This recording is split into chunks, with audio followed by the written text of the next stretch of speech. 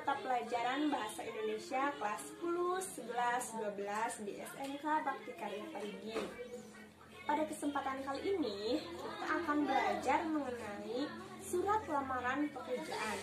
Namun, sebelumnya Ibu mau tanya, apakah kalian pernah melihat iklan lowongan pekerjaan di surat kabar atau koran?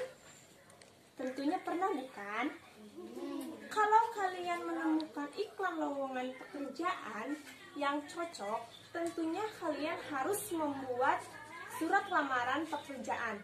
Nah, namun surat lamaran pekerjaan yang dibuat itu tidak boleh asal-asalan, harus benar, baik, dan menarik. Bagaimana caranya? Yuk kita pelajari sama-sama sekarang. Baiklah, mari kita belajar membuat surat lamaran pekerjaan. Saat kita melamar pekerjaan, tentunya kita membutuhkan surat lamaran pekerjaan yang baik, bukan? Oke, kita pelajari unsurnya satu persatu. Ada 7 unsur surat lamaran pekerjaan. Yang pertama, tanggal surat. Yang kedua, perihal. Yang ketiga, alamat surat. Yang keempat, salam pembuka. Yang kelima, isi surat. Yang keenam, salam penutup. Yang ketujuh, nama lengkap dan tanda tangan. Nah, di sini ada contoh surat lamaran pekerjaan. Kita perinci satu persatu unsurnya ya. Yuk. Yang pertama, tanggal surat. Dalam penulisan tanggal surat, tentunya kita selalu mengawali dengan tempat. Nah, penulisan tempat itu harus diawali dengan huruf kapital. Selanjutnya, diikuti dengan tanda koma. Kemudian, dalam penulisan bulan, kita harus menuliskan nama bulan. Tidak boleh kita menuliskan angka, misalnya bulan Januari 01, tidak boleh. Di dalam surat lamaran harus ditulis Januari, seperti itu. Kemudian yang kedua itu perihal. Nah, ini adalah judul surat. Masih ingatkah kalian sistematika penulisan judul? Nah, penulisan judul itu pada awal katanya harus selalu menggunakan huruf kapital. Misalkan di sini karena surat lamaran, jadi judulnya surat lamaran pekerjaan. S-nya besar, L-nya besar, dan P-nya besar.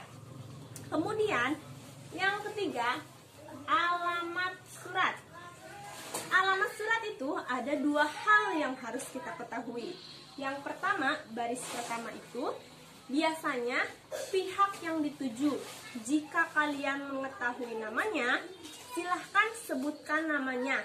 Tetapi, jika kalian tidak mengetahui namanya, cukup sebutkan jabatannya. Kemudian yang kedua itu alamat yang lengkap, posisi di mana perusahaan yang Anda lamar itu berada. Kemudian yang keempat, salam pembuka. Salam pembuka di dalam surat lamaran biasanya selalu seperti ini, dengan hormat. Nah, ingat baik-baik ya, dengan hormat.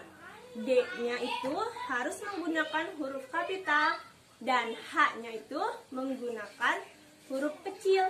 Kemudian diikuti dengan tanda koma. Yang kelima, isi. Isi dalam surat lamaran terbagi menjadi 3. Yang pertama, pembukaan. Yang kedua, isi surat. Yang ketiga, penutup. Nah, di dalam pembukaan kita harus mencantumkan sumber informasi lowongan. Sumber informasi lowongan yang kita dapat itu dari mana? Misalnya, berdasarkan lowongan pekerjaan yang saya lihat dari hari yang kompas, bla bla bla bla.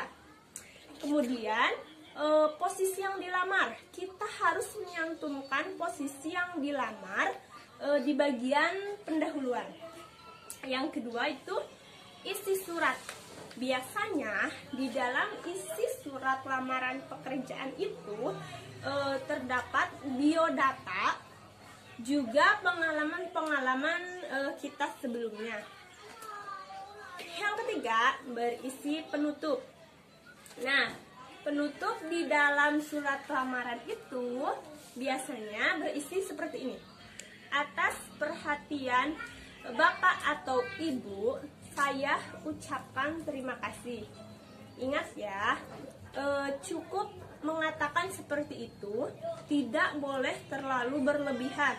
Misalnya, atas perhatian Bapak atau Ibu, saya ucapkan beribu-ribu terima kasih atau terima kasih banyak. Nah, tidak usah seperti itu, cukup saja menggunakan bahasa yang formal. Atas perhatian Bapak atau Ibu, saya ucapkan terima kasih. Ingat ya, kata terima kasihnya itu yang baku adalah dipisah. Terima kasih. Dan oh iya, satu lagi, tidak boleh menggunakan bahasa daerah ya. Kemudian ada yang tertinggal. Atas perhatian Bapak atau Ibu, tolong sertakan tanda koma ya, jangan sampai lupa, itu yang benar. Kemudian yang keenam itu salam penutup. Salam penutup sama halnya seperti salam pembuka, harus menggunakan di awal kata itu huruf kapital. D-nya yang tadi D-nya besar, sekarang salam penutup biasanya hormat saya, H-nya besar, S-nya kecil, kemudian diikuti tanda koma. Kemudian yang terakhir, yang ketujuh.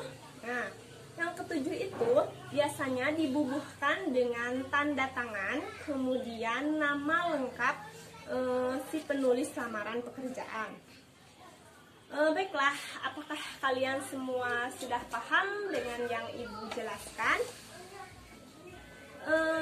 Jika sudah, nah silahkan kalian membuat sendiri-sendiri contoh surat lamaran pekerjaan yang baik, benar, dan menarik.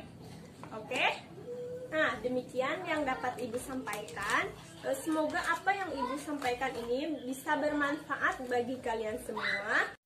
Wassalamualaikum warahmatullahi wabarakatuh.